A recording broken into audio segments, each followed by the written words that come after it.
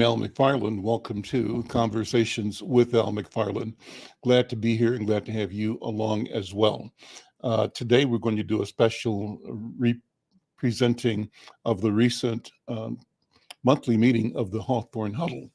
Diana Hawkins and her team at Hawthorne Huddle meet with me regularly here once a month to talk about affairs of the community. I call this governance at the neighborhood level.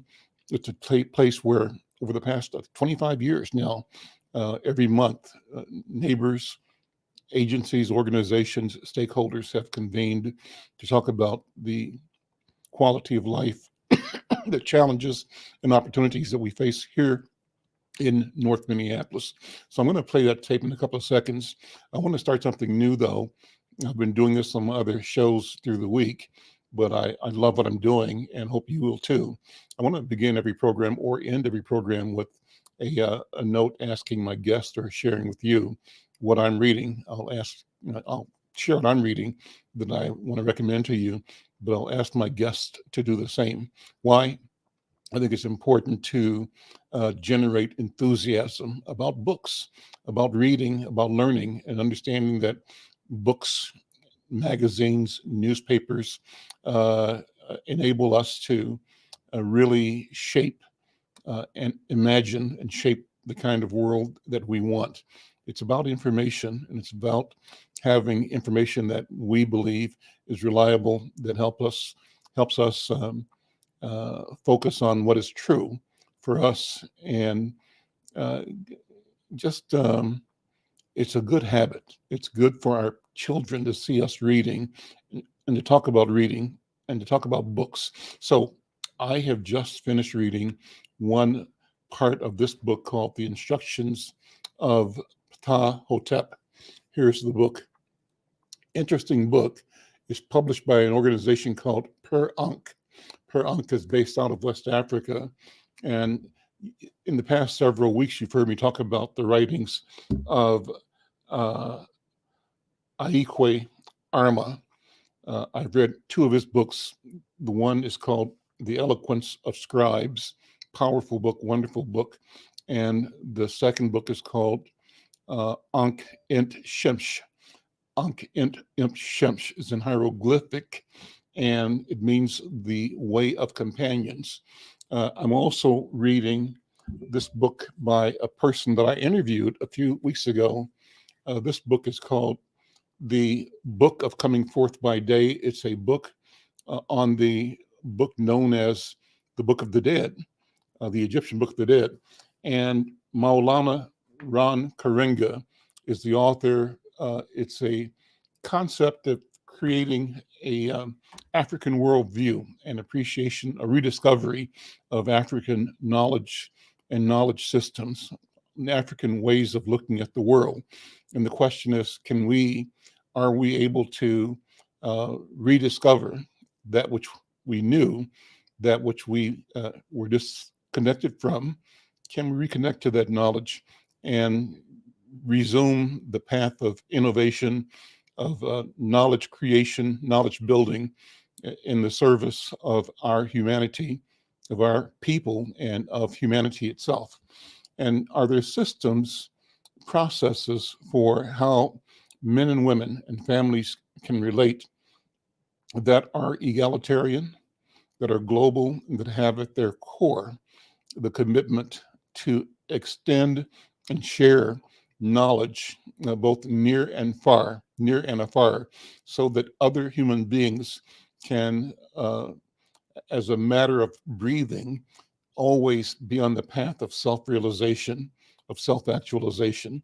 It's not a novel idea. These ideas are 4,000, 6,000 years old, but it's novel today because we're steeped in a system of hierarchy, patriarchal hierarchy of dynasty and of empire that one could say is responsible for both the good and the bad that we experience on the planet today.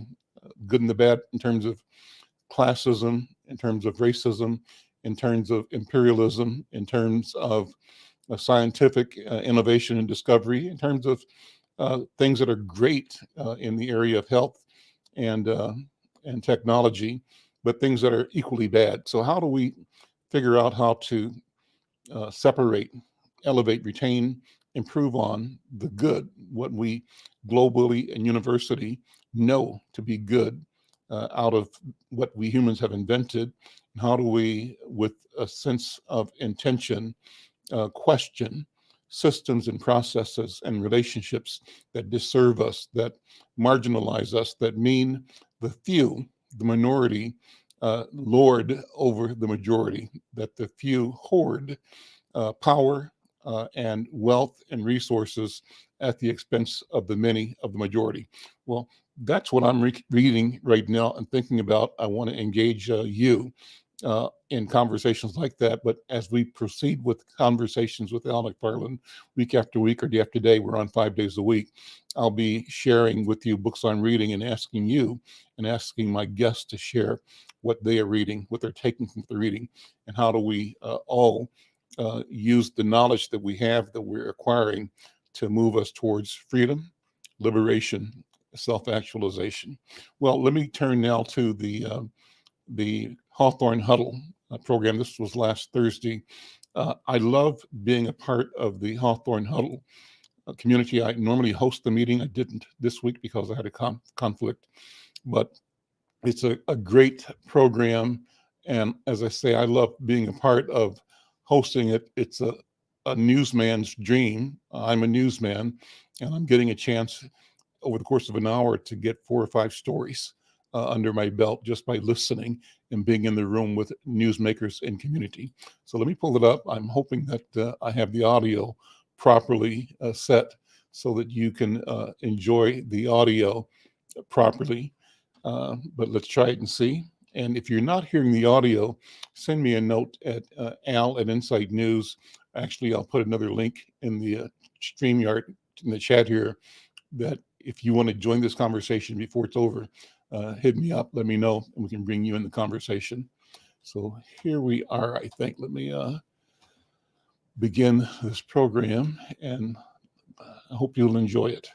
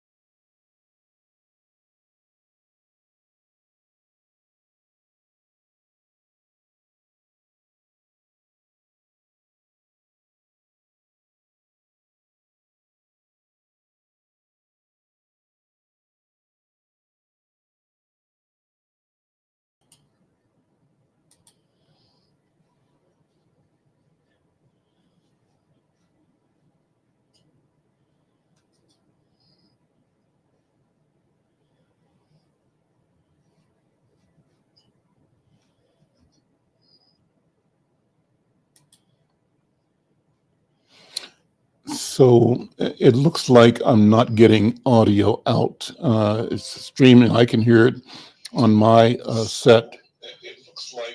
And this unit I've got right here, for example, monitoring the program.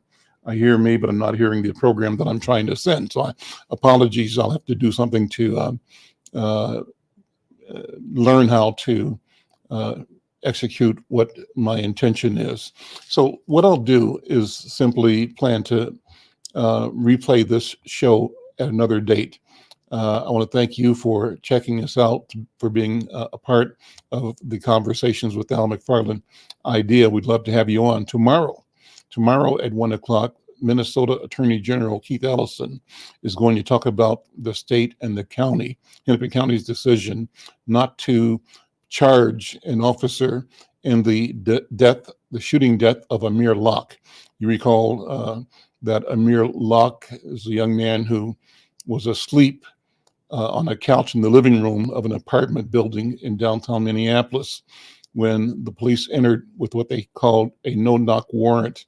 Body cam footage showed them opening the door. They had a pass key, opening the door and announcing themselves as they walked in. But within seconds, they said they identified that a person who had been under blankets on a couch in the living room had a gun, and they said pointed the gun at one of the officers, and therefore officer shot and killed Amir Locke. The story that's been reported is that two things. One, people have questioned whether the no-knock warrant was necessary, and if necessary, whether it was properly executed. The first reports from the police department suggested that they, knocked loudly, announcing themselves, and then entered. The video cam suggests that they entered and then announced themselves. Whether that's an issue, I don't know. It's a concern that has caused the city to look at the whole question of no-knock warrants. And yesterday, I believe the mayor of Minneapolis announced an updated policy on the use of no-knock warrants. We'll discuss that tomorrow with Attorney General Keith Ellison. The question is whether Minneapolis is able to do something similar to what is being done and apparently effectively in St. Paul. St. Paul, as you know, led by a black mayor, Mayor Melvin Carter. Minneapolis by Jacob Fry. So people expressed concern. There were protests, some protests, and some voices raised about whether the state should have brought the charges against the officers involved in, responsible for the death of, let's face it, an innocent man. The stories around the shooting included stories that indicated the person had a permit to carry a gun. The gun was legally purchased and possessed.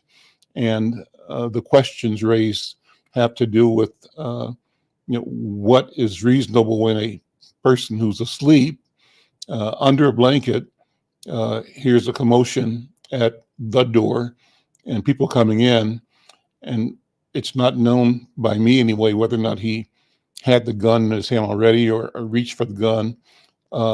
What people suggest the video shows is that though he had the gun, his finger was not on the trigger, it was on the barrel, wasn't in a position to fire. Be that as it may, officers may have, and obviously they say, felt their lives were at risk and took the action they took. So that discussion, and Keith Ellison described why he and the county chose not to charge. They thought their responsibility was to be reasonable and to be accurate in their charging decisions. And I believe they said that they didn't believe that the charges that they could make could be sustained in a trial, and therefore it was not appropriate for them to bring the charges. So we will find out more exactly, hearing it directly from Minnesota Attorney General Keith Ellison tomorrow at 1 o'clock. In the meantime, we want to ask you to share this program, this platform, what we're doing on the platform with your networks and with your colleagues and your friends. I will work on getting the audio. The program we were watching, not hearing, excellent program. And in my note or description of the program, I described this as governance at the neighborhood level. What do you mean, Al McFarland? It means that in our communities, our neighborhoods around the country and around the world, neighbors can and do get together to share their aspirations, their fears, their concerns, and their shared accountability, responsibility, and power. Their power. How do they galvanize their energies to project to those that they have elected and those who serve them as employees of the government that they fund through tax dollars? How do they ensure that their voices, their concerns are being heard? And I so enjoy being a part of the Hawthorne neighborhood. The Hawthorne Huddle began over 25 years ago. An organization, a neighborhood group that Diana Hawkins and others in the neighborhood put together. They were successful in getting some regional corporate and business association partners to fund these monthly meetings. It wasn't a big budget item, light refreshments, coffee and a bagel, but still just that expression of support from corporate leaders made a difference. And this meeting has sustained itself over the past 25, almost 30 years now. Kudos to Diane and her original corporate partners out of General Mills. Well, they're still meeting, still discussing. It's important that they present members, representatives of the Minneapolis Health Department every week. The health department leaders give us a clear week by week update on the presence, the spread, the impact of the COVID-19 and the variants that have come out of that. So we kind of knew as we were going on what was happening in North Minneapolis and in Hawthorne and near North Jordan neighborhoods in particular. Why is it important? Because there was a sense that a lot of Black people were being not targeted, but being impacted by the spread of the virus, and that due in part to both skepticism of Black people about the virility, the impact, the reality of the virus, skepticism and distrust of the health system, which has presided over what are presented as almost intractable disparities in health for our community, and distrust or skepticism about the vaccine as the vaccine strategies were brought online. And Hawthorne Huddle, by having members of the Minneapolis Health Department present the data month after month and directing our community where they could go find the data from Minneapolis Health Department and from the State Health Department, did the right thing in encouraging our people, our neighborhood, to both be aware and be proactive. We talked a lot about protocols, and in fact, that the huddle itself, which used to be in person for the past 2 years, has been held virtually, is a reflection of the need to ensure that we are practicing the protocols of safe distancing and safe meetings. And so, as well as talk about the COVID-19 report, the huddle always features a report from the 4th Precinct, the police department unit right down the street from where I am right now, that serves North Minneapolis, the Hawthorne neighborhood, near North neighborhood, Jordan neighborhood, and others. And the presence of the community service officers from the 4th Precinct, and when requested, when needed, the precinct commander and even the police chief and others to talk about the issues of crime, of safety, of prevention, and of maintaining a sense of connectedness between officers who patrol and serve this community and the residents and the children, the young people. How do we create a responsible relationship that shows what we are and should be to each other, that minimizes situations where our people feel we are being attacked and or killed by police with no recourse, and where police understand that even when there are failures on the part of individuals, no one in our community, from my point of view, is saying that there's not a proper role for public safety. But we've all talked about how do we make public safety more real, more available, more meaningful, more actionable, not only for public safety officers, but for neighborhoods, families, communities, individuals. Well, this organization, this Hawthorne Huddle, has that discussion every week, and we think that's a wonderful and powerful thing. Finally, we bring issues, and this program was an exciting one because presenters were talking about solar energy in the Black community, solar energy in our community. And that discussion talks about our right to be involved, our need to be involved, the benefit we can derive from national, global policy towards alternative energy, and how that development of that technology can be seated in the middle of the Black community, of our community. So for that reason, this conversation is so important. The relationship with the Hawthorne Council, so important, and the ability to share this conversation with you, so important as well. Why would you be concerned about what's happening in North Minneapolis? Well, our idea is that we make the local global. What happens in this neighborhood is happening in neighborhoods in Mogadishu.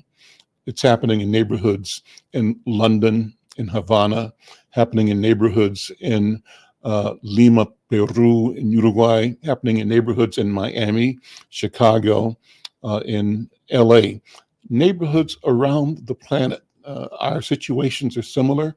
We work together. We try to find solutions that reduce the pain and allow us to move past things that are difficult in ways that benefit the community, the society at large, and individuals in it. And we simply need to know each other more and recognize that what we do, we are not alone in doing that, that what we do daily is happening in the lives of other human beings all over the planet.